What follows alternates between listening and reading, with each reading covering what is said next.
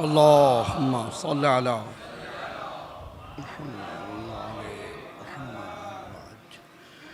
رحم الله من قرأ الفاتحة.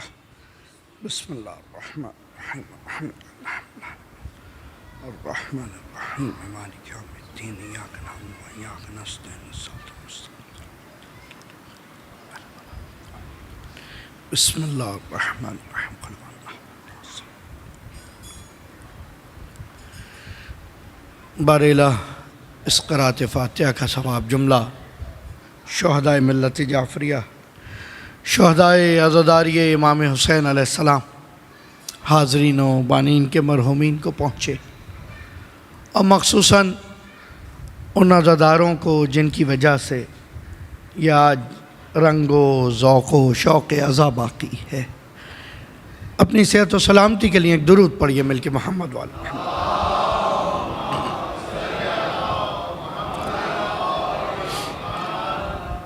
ظاہراً آج مجلس تاخیر سے شروع ہوئی ہے، لیکن کل مجلس بر وقت ہی شروع ہوگی. اب میرا وقت تو وہی ہے جو تھا، صحیح ایسا ہی ہے نا، میں تو جس وقت تک چاہوں پڑھ سکتا ہوں پہلے کی طرح. ٹھیک، درود پڑھیے محمد والے محمد.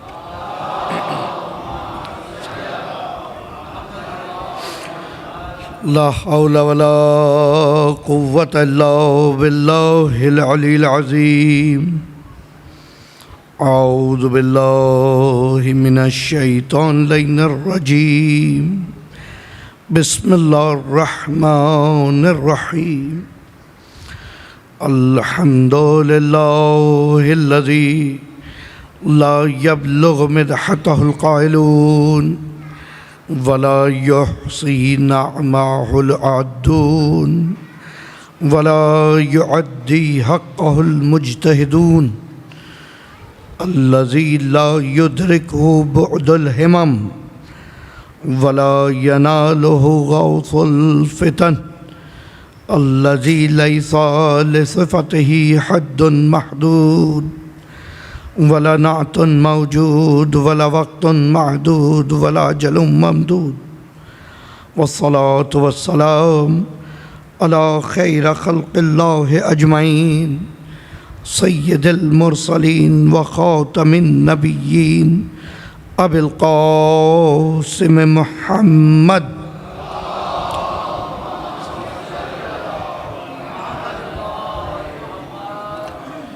والصلاة والسلام على أهل بيته الطيبين الطاهرين المعصومين المظلومين المنتجبين المنتخبين المنيبين الهاديين المهديين ولا سيما إمام زماننا بقية الله في الأرضين.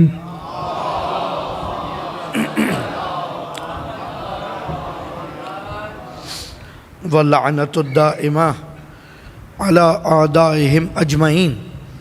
أما بعد، فقد قال الله تبارك وتعالى في قرآن الحكيم: بسم الله الرحمن الرحيم. وإذا ابتلى إبراهيم ربه بكلمات فأتمهن قال انی جاعلک للناس اماما. درود پڑھیے محمد والا.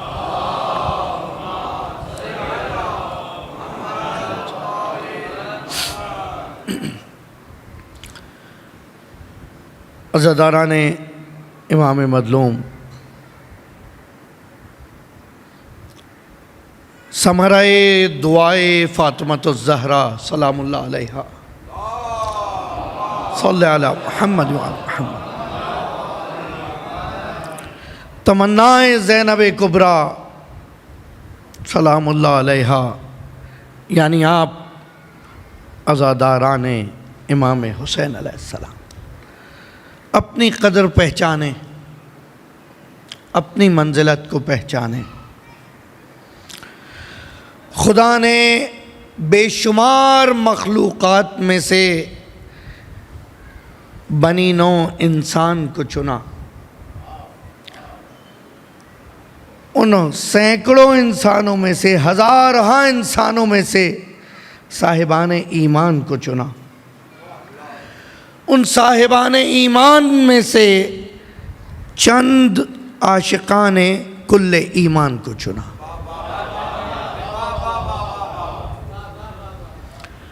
تعداد کبھی بھی کسی چیز کی حقانیت کی دلیل نہیں بنتی۔ جملہ دہرا رہا ہوں تاکہ نوجوان بھی ساتھ آ جائیں۔ تعداد، ڈیجٹس، کوانٹٹی کبھی بھی کسی چیز کی حقانیت کی دلیل نہیں بنتی۔ اگر ایسا ہوتا تو وہ جو ہزاروں کا لشکر کربلا میں 72 کے مقابلے میں تھا وہ حق پہ ہوتا۔ لوگ سوال کرتے ہیں کہ بھائی بتاؤ، اگر واقعی اتنا بڑا لشکر تھا تو ان کے نام بتاؤ۔ ہم کہتے ہیں نہیں پتا، لیکن کمال یہ ہے ادھر 72 کے نام موجود ہیں، ان کے ہتھیاروں کے نام موجود ہیں، خاندانوں کے نام موجود ہیں، قبیلوں کے نام موجود ہیں، ارے ان کے گھوڑوں کے نام موجود ہیں۔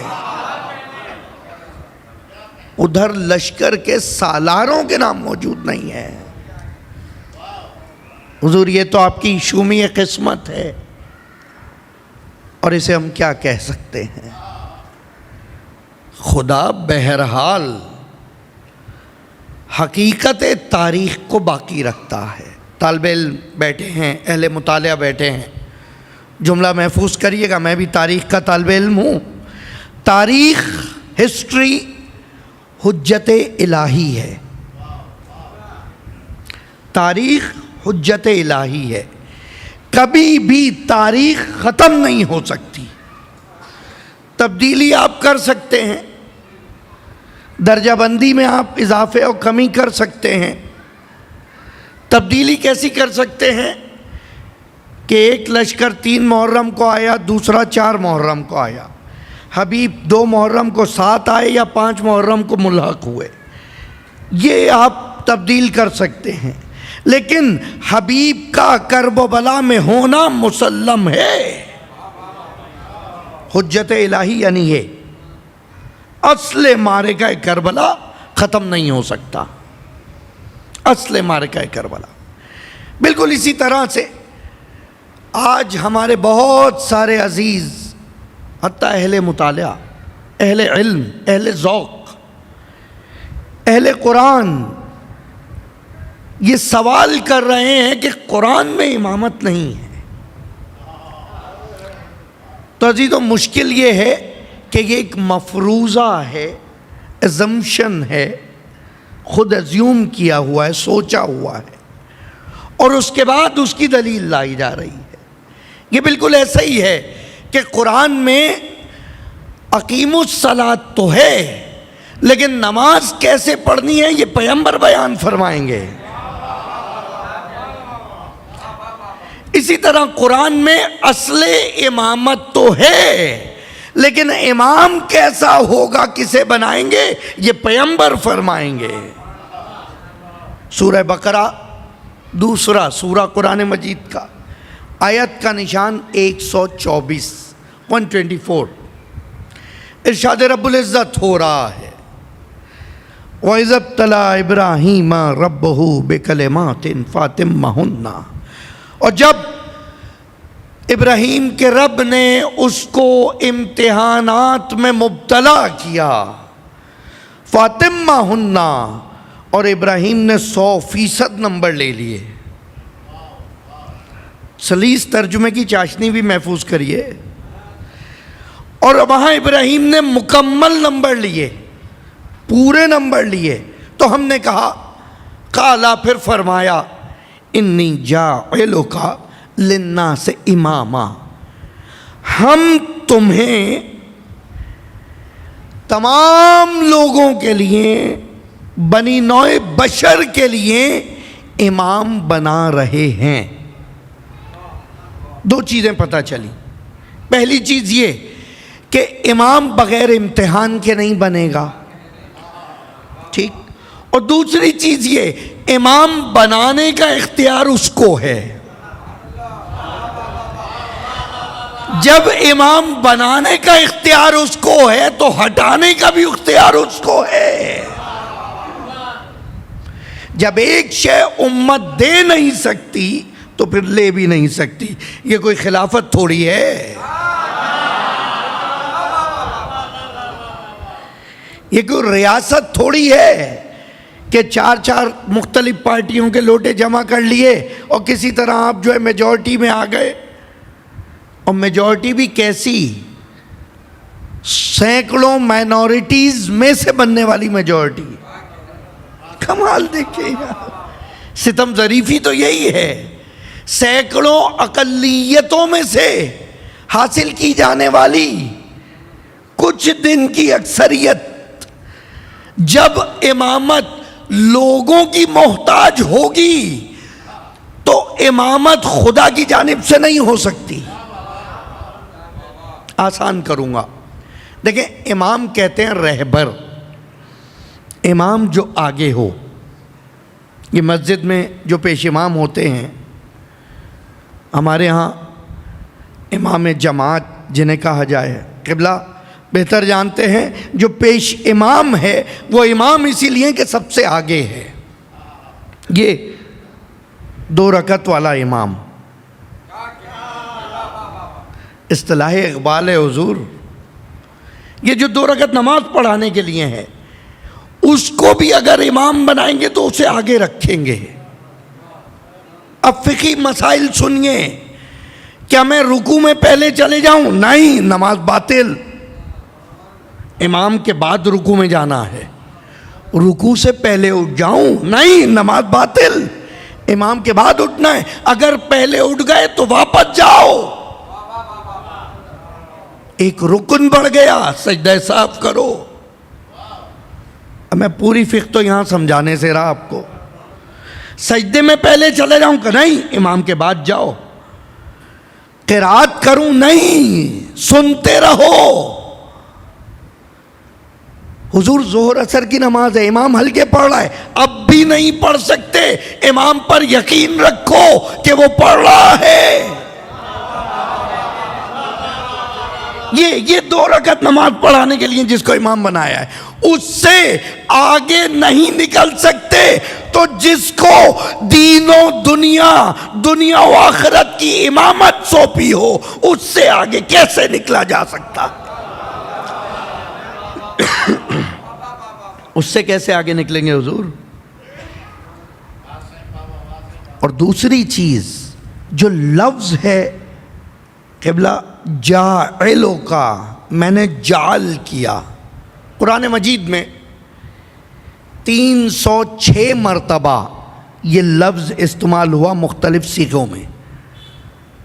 انی جاعلک فی الارض خلیفہ، جو پہلا خلیفہ بنایا تھا نا جناب آدم کو، وہاں خدا نے وہاں بھی یہ بتا دیا تھا، انی جاعلک فی الارض خلیفہ، میں بنا کر بھیج رہا ہوں۔ اب کوئی مانے یا نہ مانے، سمجھ رہے ہیں، قابل نہ مانے تو تا قیامت مستحق لعنت ہو جائے۔ آدم کی امامت وقتی تھی، اپنے وقت کے لیے تھی۔ جس امام کی جتنی طولانی امامت ہوگی اتنی طولانی اطاعت ہوگی۔ کسی مرحلے پر امام سے آگے نہیں نکل سکتے، امام کے پیچھے رہنا ہے۔ اور جعلیت کے ساتھ، کاش میں یہ آپ کو جعل سمجھا سکوں۔ جعل یعنی ان بلٹ، بچوں کو بتا رہا ہوں، آپ کے موبائل میں 2 میموریز ہیں، ایک ان بلٹ ہے انٹرنل، ایک ایکسٹرنل جو کارڈ بدلتے رہتے ہیں عام طور پہ۔ وہ جو ان بلٹ ہے نا، اس کو آپ چھیڑ نہیں سکتے۔ آسان ہو گئی بات؟ وہ جو ان بلٹ ہے، وہ جو بنی بنائی آئی ہے، خدا جہاں پر کسی شے کو اس طرح بنانا چاہے کہ اسی روش پہ چلے تو جعل کا لفظ استعمال کرتا ہے۔ جب خدا جعل کا لفظ کسی کے لیے استعمال کر دے اس کے مقابلے میں کوئی جعلی نہیں آ سکتا۔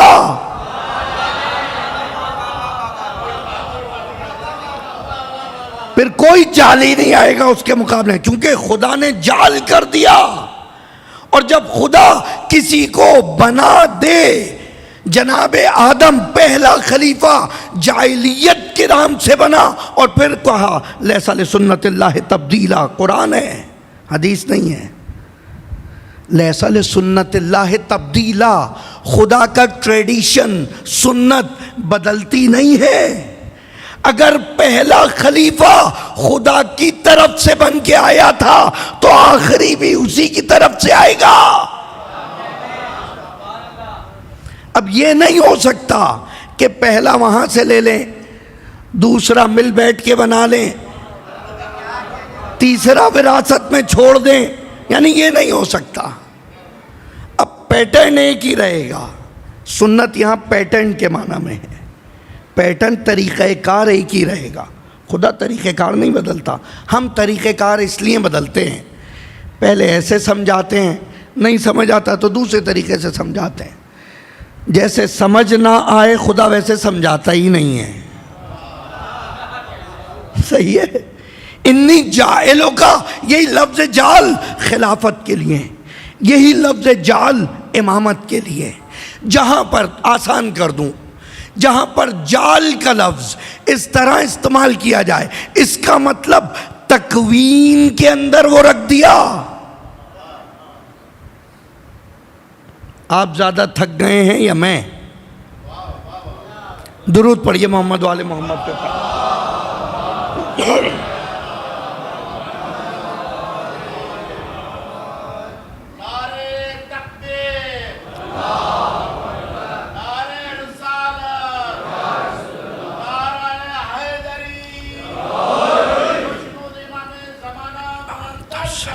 اللہم صلی علی محمد حضور 9 منٹ کی تمہید ہوئی ہے، سمجھ رہے ہیں؟ جو آپ کو لگ رہا ہے بہت دیر گزر گئی مشکل باتوں کو، 9 منٹ گھڑی دیکھ کے حوصلہ بڑھائیے۔ در اہل بیت پہ بیٹھنے والے ہیں، باب العلم پہ بیٹھنے والے ہیں، آپ علمی بات نہ سنیں تو کون سنے گا؟ مشکل ہو تو مشکل کشا تو ہے، اس میں مشکل کیا ہے؟ تکویناً خدا جہاں کہہ دے جعل یعنی تکویناً، اب اس میں وہ ہے، کوئی نکال نہیں سکتا۔ تکوین کے مقابلے میں تشریع، جو کبھی آ سکتا ہے کبھی جا سکتا ہے۔ تکوین یہ ہے کہ مجلس ہوگی، یہاں اس وقت مجلس ہوگی، یہ ہے تکوین۔ تشریع یہ ہے کہ 1 سال باہر ہوئی تھی اب اندر ہو رہی ہے، سمجھ آ گئی بات؟ یعنی تشریع وہ اختیار کہ جو آپ کو تبدیل کر سکے، تکوین وہ جو آپ بدل نہ سکے۔ کون میں ہے، کون و مکان میں ہے، کائنات بھی اسی سے ہے۔ اسی لیے اگر خدا نے امام بنایا ہے تو وہ کائنات کے لیے بنایا، تو وہ کائنات کے لیے بنایا۔ اگر یقین نہ آئے تو تاریخ دیکھ لینا، اگر کائنات کے لیے نہ ہوتا تو ہرگز یہ نہ کہتا کہ اول ما خلق اللہ نوری، سب سے پہلے محمد کا نور خلق کیا، اور پھر محمد نے کہا انا وعلی من نور واحد، میں اور علی ایک ہی نور سے ہیں۔ امام آگے رہنے والا ہوتا ہے، پہلے بنے گا نہیں تو آگے چلے گا کیسے؟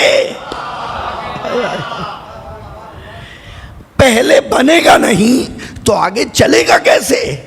ضروری ہے کہ آگے چلنے کے لیے بنایا جائے۔ اور پھر امام نے فرمایا امام آگے ہے، اس کا مطلب آگے ہے، میدان شجاعت میں آگے ہے، میدان عبادت میں آگے ہے، علم میں آگے ہے، تقوی میں آگے ہے۔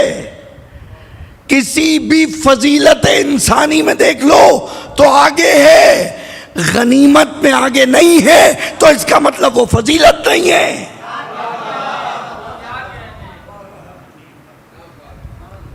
جو چیز بھی فضیلت ہے اس میں امام آگے ہوگا، رہنا پڑے گا، رہنا پڑے گا، کیونکہ انتخاب الہی ہے، اس کے انتخاب پہ حرف آ رہا ہے۔ اور دوسری شے والامامۃ نظام الامہ، وہی امام اول مولائے کل علی ابن ابی طالب علیہ الصلاۃ والسلام فرمایا۔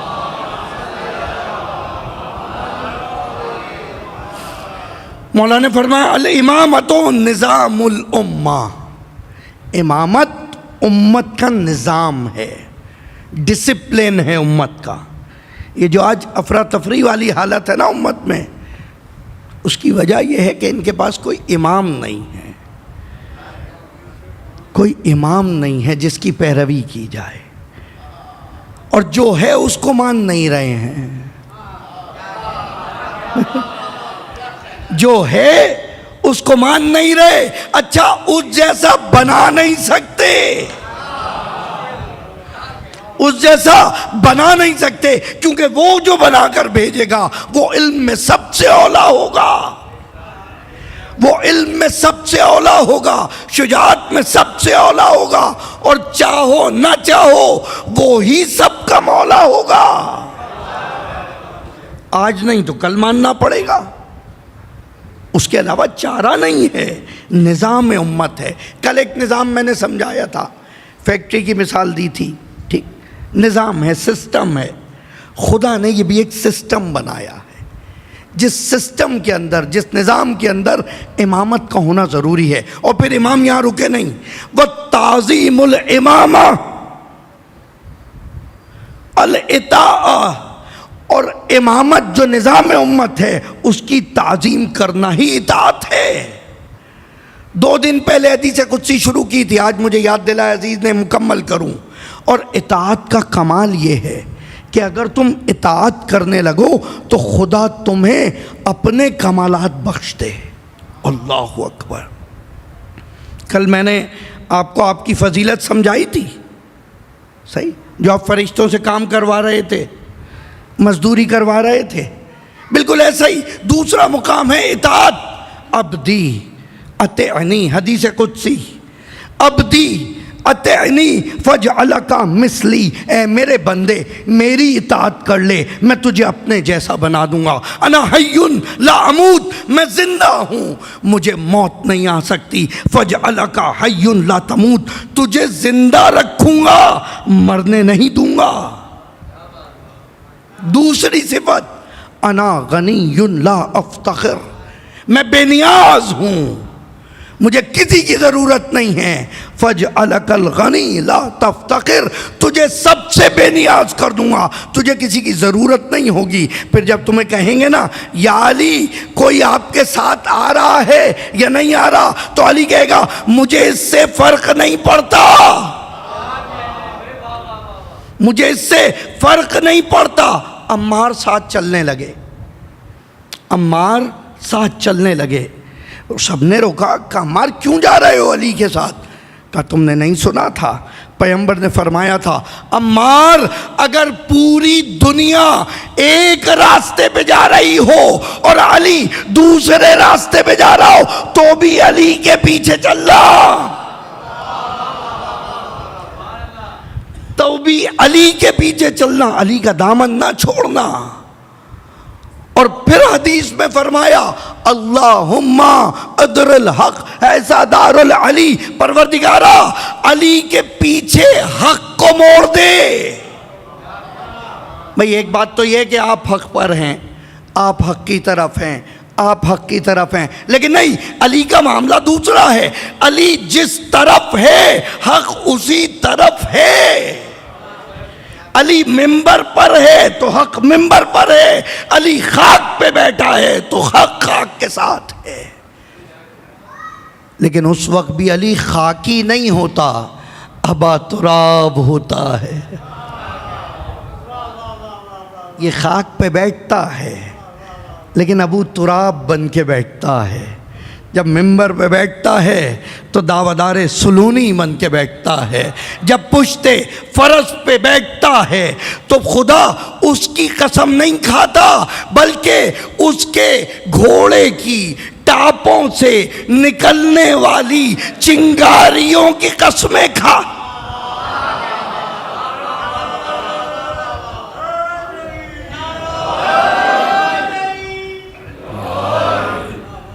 امام یعنی یہ کہ واجب الاطاعت ایسے، واجب الاتباع ایسے۔ بات عمار کی آ گئی، آج کل بڑا شور مچا ہوا ہے، صحیح کتابوں میں موجود متواتر حدیث عمار کو لے کر مسجد نبوی تعمیر ہو رہی ہے۔ مولا ہم سب کو زیارات مقامات مقدسہ نصیب فرمائے۔ مسجد تعمیر ہو رہی ہے، سب ایک ایک پتھر اٹھا کر لا رہے ہیں، عمار 2 پتھر لا رہے ہیں۔ حضور نے دیکھا، کہا عمار کیوں اتنی زحمت کر رہے ہو، 2 کیوں اٹھا رہے ہو؟ کہا یا رسول اللہ، ایک اپنے لیے، ایک آپ کی توسط سے، ایک اپنے لیے، ایک آپ کی نیت سے۔ سارے اصحاب رک گئے، کہا دیکھ رہے ہو عمار وہ ہے، تم سب کو جنت کا انتظار ہے، جنت کو عمار کا انتظار ہے، جنت کو عمار کا انتظار ہے۔ اب لوگ جلنے لگے، اصحاب رسول، اللہ اکبر، اصحاب جلنے لگے، اور جاتے جاتے عمار کو ایک نے ادھر سے دھکا دیا، ایک نے ادھر سے، پتھر اٹھائے ہوئے تھے بلاک کی طرح سے۔ عمار آئے اور بالکل جیسے کوئی بچہ اپنی مانوس ماں کے پاس آ کے شکایت کرتا ہے نا، بالکل اس طرح قبلہ مفتی حنیف قریشی صاحب کو فرماتے ہیں، عمار آئے اور آ کے کہتے ہیں او تکو رسول اللہ منو مار دے پیاں، رسول اللہ دیکھیں مجھے مار رہے ہیں۔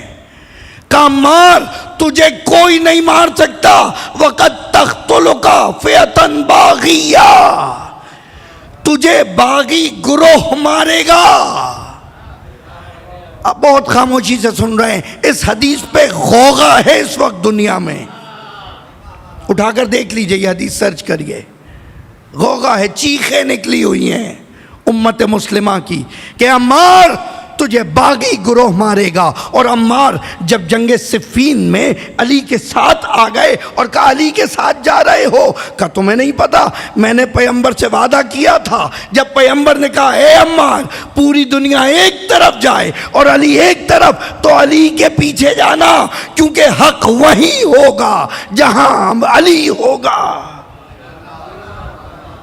اب جو فئہ باغیہ ہے، جو بغاوت کرنے والا گروہ ہے، وہ امیر شام کی طرف سے۔ اچھا یہ عجیب ہے کہ یہ بھی ہمارے دوست ہیں اور وہ بھی ہمارے دوست ہیں، یہ بھی بہت اچھے ہیں اور وہ بھی بہت اچھے ہیں، جو ساتھی ہیں وہ بھی بہت اچھے ہیں، جو مخالف ہیں وہ بھی بہت اچھے ہیں۔ اس کا مطلب یہ ہوا حضور آپ نے کلمہ پڑھا تو ہے لیکن گلے میں اٹکا ہوا ہے، سینے تک نہیں اترا۔ قرآن ہے، قرآن نے کہا اے رسول قل لہم یا ایھا الذین آمنوا آمنوا، اے ایمان لانے والوں ایمان لے آؤ۔ عجیب، اے ایمان لانے والوں ایمان لے آؤ۔ اور دوسری جگہ کہا یہ جو تمہارے ساتھ ساتھ چل رہے ہیں کلمہ پڑھتے ہوئے، ہرگز ایمان ان کے دلوں تک نہیں پہنچا۔ وَخَتَمَ اللَّهُ عَلَىٰ قُلُوبِهِمْ وَعَلَىٰ سَمْعِهِمْ وَعَلَىٰ أَبْصَارِهِمْ، اور خدا نے ان کے دلوں پہ مہر لگا دی، کانوں پہ مہر لگا دی، آنکھوں پہ مہر لگا دی۔ اب یہ کانوں سے قراتیں پوری پوری رات سنیں، قرآن ان کی گمراہی کے سوا کچھ نہیں بڑھا سکتا۔ اب یہ آنکھوں سے ہدایت دیکھیں، ہدایت پا نہیں سکتے، اب ان کے دل میں ایمان جا نہیں سکتا۔ اے محمد تم ان سے کہہ دو لا اسألکم علیہ اجرا الا المودۃ فی القربی،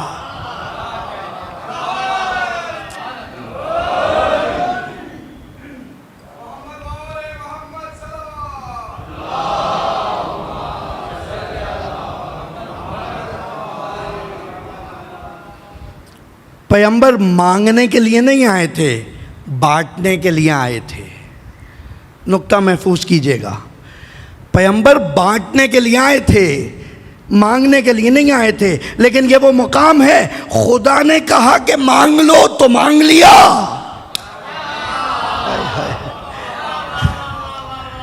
خدا نے کہا قل کہہ دو تو مانگ لیا، ورنہ اپنے قرابت داروں کی محبت کوئی مانگنے کی چیز تھوڑی ہے، یہ تو فضل خدا ہے، جس کو چاہے عطا کر دے۔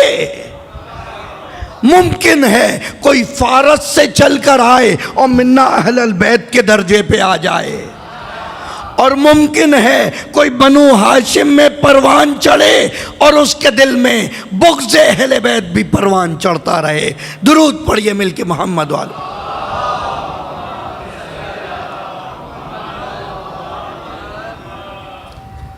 ممکن نہیں ہے۔ وہ باغی فرقہ جب عمار کو مارنے آیا، کمال دیکھیے، ستم ظریفی دیکھیے، تو کہہ رہے ہیں کہ وہ مالک اشتر وغیرہ جو ہیں وہ ان کے گروہ نے مار دیا۔ جیسے مالک اشتر کوئی ہلکا آدمی ہو۔ مالک اشتر وہی مقام رکھتے ہیں علی کے لیے جو ابو الفضل العباس حسین کے لیے رکھتے ہیں۔ یہ خطیبانہ جملہ نہیں ہے۔ مالک اشتر کی حقیقت دیکھنی ہے تو نہج البلاغہ کا 41واں لیٹر دیکھیے گا۔ اللہ اکبر، عہد نامہ مالک اشتر۔ پروردگار عالم نے امامت کا عہد اماموں سے لیا، علی نے وراثت کا عہد اپنے مالک اشتر سے لیا۔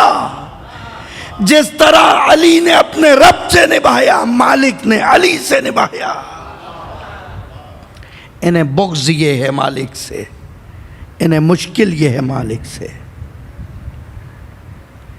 ورنہ یہ لوگ حقیقی معنی میں تمام اعمال کرنے کو تیار ہیں۔ یقین کیجئے قبلہ 17 کی جگہ 70 رکعت نماز پڑھوا لو، لیکن عشق اہل بیت کا نہ کہو، عشق اہل بیت کا نہ کہو۔ ان کی طینت کے اندر منافقت ہے، طینت کے اندر منافقت ہے۔ ان کی فطرہ خبیثہ ہے۔ قرآن مجید نے 2 شجرے بتائے ہیں، چلے 3 شجرے بتائے ہیں قرآن میں۔ ایک شجرہ ہے شجرہ طیبہ، اصلها ثابت وفرعها الی السماء، اس کی جڑیں زمین میں ٹھکی ہوئی ہیں، رکی ہوئی ہیں، اور شاخیں آسمانوں تک ہیں، شاخیں آسمان تک ہیں۔ اور دوسرا ہے شجرۃ خبیثہ، وہ گندگی کا شجر، اجتثها علی الارض، جو زمین کے اوپر نکل آتا ہے اور اتنا نازک ہوتا ہے کہ ایک ٹھوکر سے گر جاتا ہے۔ اور تیسرا شجرہ قرآن ہے، قرآن کی تفسیر کر رہا ہوں، کوئی اختلافی حدیث نہیں پڑھ رہا۔ تیسرا شجرہ جو قرآن نے بیان کیا وہ ہے شجرہ ملعونہ۔ اللہ اکبر، یہ شجرہ ملعونہ وہ ہے کہ جو اس درخت سے پیوستہ ہوتا جائے گا وہ مستحق لعنت ہوتا جائے گا۔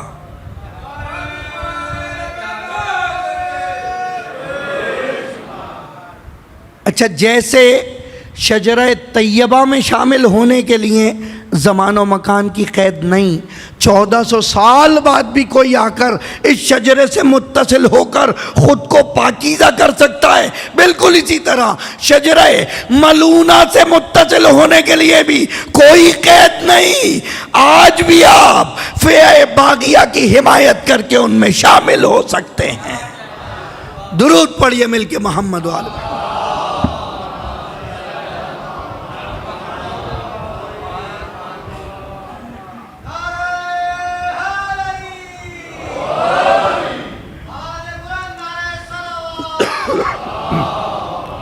صلی اللہ علیہ الامام نظام الامہ، امامت امت کا نظام ہے، وَتَعْظِيمُ الْإِطَاعَةُ، اور امامت کی تعظیم اطاعت کی نشانی ہے۔ اگر تم خدا کے اطاعت گزار ہو، اگر اطیعوا اللہ و اطیعوا الرسول کو مانتے ہو تو تعظیم کرنا ہے۔ تعظیم یہ ہے کہ اگر ساتھ نہ دے سکے، صفین گزر گئی، تو آج بھی صفین والوں میں گروہ علی کو حق کہنا ہے، سمجھ رہے ہیں؟ اور اس وقت کے لیے کمال یہ ہے کہ بات کی جا رہی ہے وہ ان سے حضور خطأ اجتہادی ہو گئی۔ مجتہدوں کو ایسے ہی لوگوں نے بدنام کیا ہے، خطأ اجتہادی ہو گئی۔ انہوں نے سمجھا کہ علی حق پر نہیں ہے، اس لیے سامنے آ کے کھڑے ہو گئے۔ ایک مرتبہ کھڑے ہوتے، دوسری مرتبہ مسلسل یہ خطا دہرائی جا رہی ہے۔ کبھی پیدل چلے آ رہے ہیں، کبھی جانوروں کے سہارے، علی کے مقابلے میں ہی چلے آ رہے ہیں۔ پیغمبر نے کل بھی ایک اشارہ دیا تھا، 72 لوگ ہیں، ان میں قلب لشکر بن رہا ہے۔ زہیر تم طرف راست کے علمبردار ہو، عجیب۔ عباس تم بائیں طرف کے علمبردار ہو، یا بعض روایات میں آیا بریر تم بائیں طرف کے علمبردار ہو، اور عباس تم تو سپاہ سالار ہو۔ اسی چھوٹی سی دنیا میں پوری ترتیب لشکر حسین نے بیان کی۔ یہی تو وجہ ہے کوئی چھوٹا مجاہد خود کو چھوٹا نہیں سمجھ رہا تھا، سمجھ رہے ہیں آپ؟ امام امت ہے حسین، چھوٹے سے چھوٹا مجاہد بھی خود کو کربلا میں چھوٹا نہیں سمجھ رہا تھا۔ وہ یہی کہہ رہا تھا ہمارا انتظام تو کسی بڑی فوج والا ہے، سارے انتظامات ایسے ہی ہیں، کوئی زخمی ہو جائے تو اس خیمے میں لانا، جون تم تلواروں کو تیز کرنا، اللہ اکبر، تم گھوڑے قریب لے کر آنا، تم زخمیوں کو اٹھانا، عباس تم لاشیں اٹھانے میرے ساتھ چلنا۔ لیکن یہ پورا نظام لشکر عصر عاشور تک ختم ہو گیا۔ میں نے بہت آسانی سے یہ جملہ کہہ دیا، لیکن یہ سورج ڈھلتے ڈھلتے حسین سے اون و محمد کو لے گیا، قاسم و اکبر کو لے گیا، ایسے ایسے نگینہ صحابی حسین کے لے گیا، اور اب ظاہراً کوئی نہیں ہے، کوئی نہیں ہے، حتیٰ سپاہ سالار بھی جا کے دریا پہ سو گیا۔ کل جب حسین نے یہ لشکر کی ترتیب دی تھی، اس میں پیادوں کی بات تھی، گھوڑوں کی بات تھی، لیکن کسی ایسے مجاہد کا تذکرہ نہیں تھا جو باپ کے ہاتھوں پہ جا کے جنگ لڑ۔ اللہ اکبر،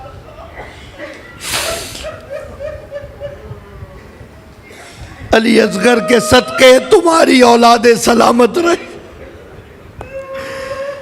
جن ماؤں کی گودوں میں بچے ہیں، باب الحوائج علی اصغر کا واسطہ، وہ سلامت رہے۔ ایک مرتبہ ذرا ان نازک حلقوموں کی طرف توجہ کرو، ارے کہاں ایسا ہوتا ہے؟ حسین آخری استغاثے کے لیے صدا بلند کر رہے ہیں، حل من ناصر ینصرنا، کوئی ہے جو میری مدد کو آئے؟ حل من مغیث یغیثنا، ارے کوئی ہے جو میری استعانت کرے؟ کوئی آنے والا نہیں تھا۔ ناگاہ خیموں سے آوازیں بلند ہوئی، غیرت مند حسین ابھی زندہ ہے۔ حسین خیموں کی طرف آئے، بیبیوں ابھی میں زندہ ہوں، تمہاری آوازیں بلند ہو رہی۔ کہا ہم کیا کریں آپ کے استغاثے کو سن کر؟ علی اصغر نے خود کو جھولے سے اللہ اکبر اللہ اکبر۔ دیکھیں آرام آرام سے پڑھوں گا جتنے مصائب پڑھ سکا۔ کربلا کی مصیبتوں میں یہ وہ مصیبت ہے جس کے لیے حسین نے کہا تھا کہ یہ بچہ میری مظلومیت کی دلیل بن جائے گا،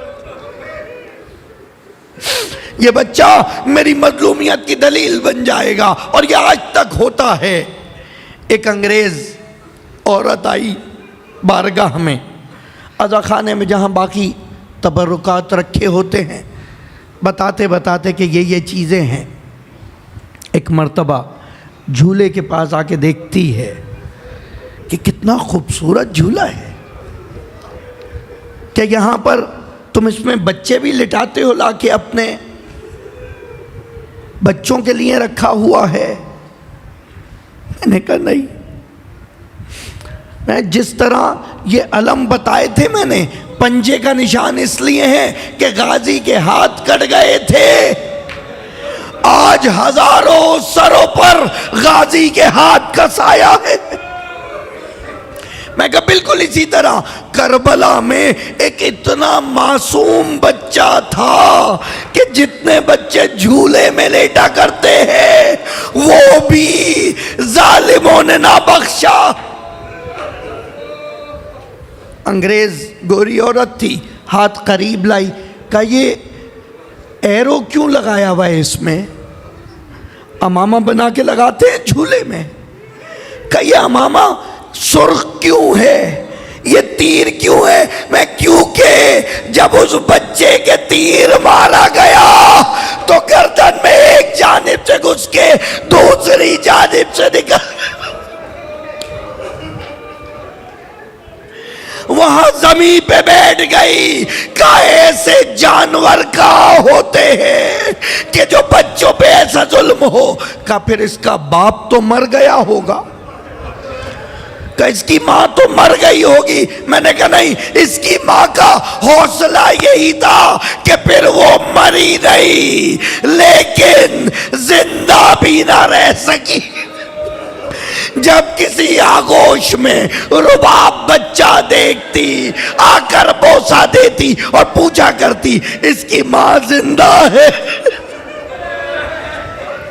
جب کہیں پر کسی بچی کی آواز سنتی، آ کر سوال کرتی اس بچے کو رویا نہ دکھ۔ مجھے بچوں کے رونے کی آوازیں اذیت کرتی۔ ارے میرا علی اصغر کربلا میں رو رہا تھا، اور جب حسین اپنے ہاتھوں پر لے کر گئے ہیں شمر اشقیاء کے سامنے، حسین نے لے جا کر جس وقت علی اصغر کو پیش کیا، لشکر میں گفتگو شروع ہوئی۔ ایسا لگ رہا ہے حسین قرآن لے آئے ہیں جس کا واسطہ دیں گے۔ ہاں حسین قرآن لائے ہیں، لیکن وہ قرآن نہیں بلکہ رباب کا قرآن۔ اجرکم اللہ، اجرکم اللہ کا کیا ہے؟ کہ یہ بچہ ہے، سے روز سے پانی کی بندش ہے، اس کی ماں کا دودھ خشک ہو چکا۔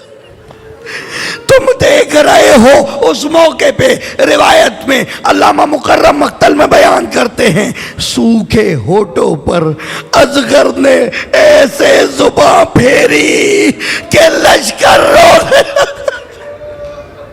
اللہ اکبر۔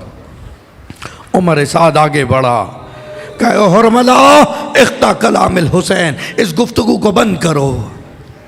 حرملہ کہتا ہے کیا؟ کہا اس بچے کو، کہاں اس پہ تیر چلا؟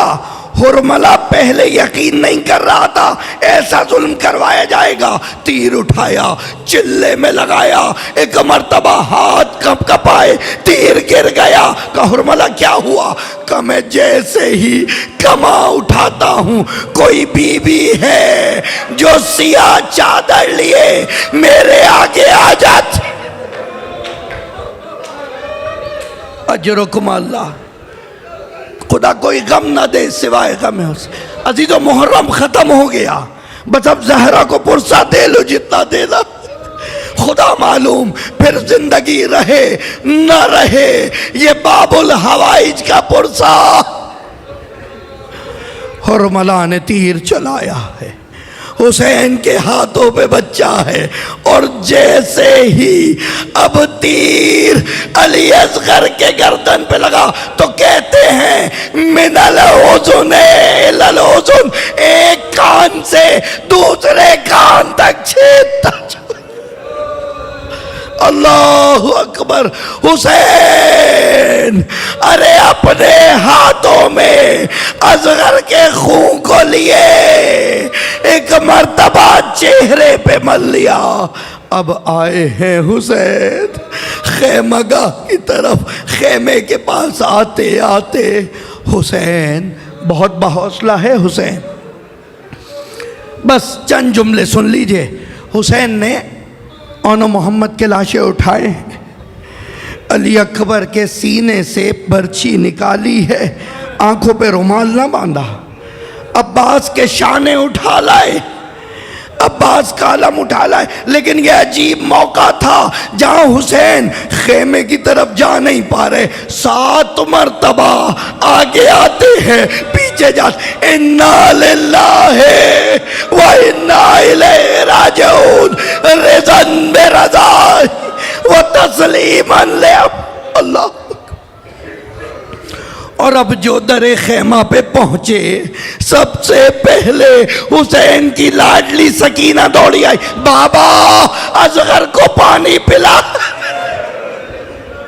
اجرکم اللہ، بابا اصغر کو پانی پلا لائے۔ حسین کچھ کہہ نہ سکے، ابا کا دامن ہٹایا۔ ایک مرتبہ رباب نے کہا کیا ایسے بچے نہر ہوتے ہیں؟ ارے اصغر آ گئے،